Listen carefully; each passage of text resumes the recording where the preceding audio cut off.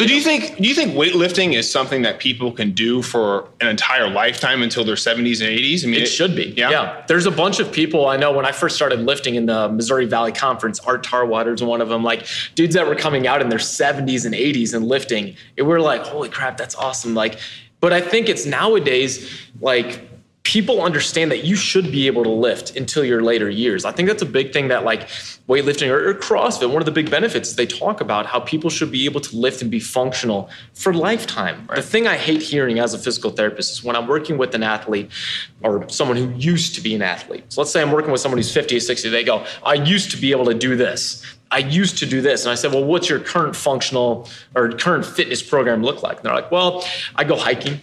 I garden. Doesn't combine anything with strength. Never. People think that just because they're not that competitive athlete at 20 or 30, like now that they're in their later 40s or 50s, that they have to stay away from the weight room or that they can't lift heavy anymore. I put up a post on Instagram the other day and I said, if exercise is the best medicine, think of heavy squats or just lifting in general. Heavy lifting is an essential vitamin. It's an essential nutrient for life. And I think while there's obviously other aspects to fitness, there's the cardiovascular aspect, things like that. You cannot get away from heavy lifting. It's going to change as you get older. Obviously at 20, you can lift heavier a lot more as far as your frequency than when you're 45. But I still think there's that aspect of lifting that has so many other benefits that carry over to later in life. Less risk for osteoarthritis, less risk for, a number of other injuries that are going to decrease your ability